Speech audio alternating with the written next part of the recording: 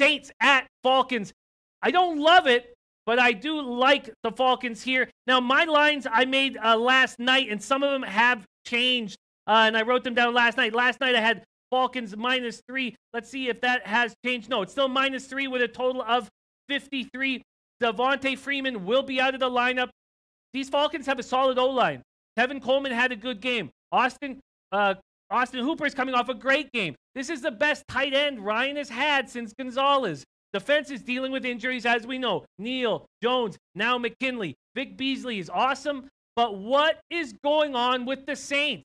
Is there a bigger question mark in the league? Maybe the Texans. But what is going on with the Saints? Struggling with teams they should have mopped the floor with. Their defense has been non-existent. They are not playing like they did last year. Big question marks around the Saints. Falcons 3-point favorites. Total at 53. What are you thinking, Donnie? Yeah, I mean, we're waiting for the Saints to really show their face. I mean, hey, you like to get wins in the National Football League, and they did get one last week. I thought they would lay it on the Browns, but the Browns came in game in this one. But the interesting part about it, when you look at the Atlanta Falcons, Jimmy, for the first 2 weeks, you had two teams technically that shouldn't be able to beat you deep or, get over the top. Nick Foles and that Eagles offense without Alshon Jeffrey and Carson Wentz, they weren't able to push the issue down the field. And then you take a look at last week. You want to think like devoid of talent down the field with the Carolina Panthers. Cam Newton was really good. I mean, look, Cam took off a couple times, gained about 45 to 50 yards on the ground for some key conversions. But overall, he made his way with that secondary with the Atlanta Falcons. What did he throw for 350 yards in that game? That was sort of an outlier. The one thing that the New Orleans Saints can do is beat you deep, beat you middle, and also dump it down to the running back. What was the key ingredient last week, Jimmy, that we watched with the Carolina Panthers and Falcons? I liked the Falcons last week. They got the win and the cover in this game, but they had no answer for Christian McCaffrey dumping the football off. And what a nightmare coming to town when Alvin Kamara,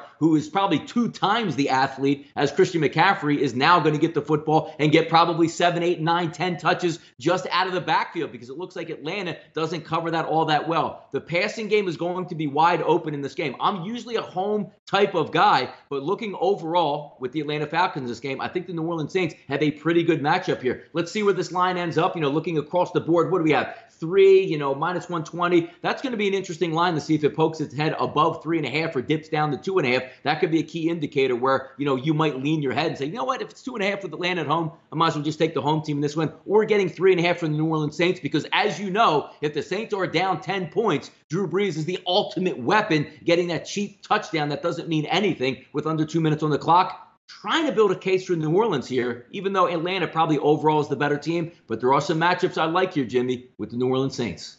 Very interesting. Yeah, I not very comfortable finding the right angle on this game, especially with the question marks surrounding the Saints. Vitalis has huge, sharp action on the Saints, +3. 60 to 150 bets on Saints game, 40% of the bets on Saints, but 74% of the money on Saints. Heavy, sharp action. Vitalis says, I hope you all bet on the Falcons.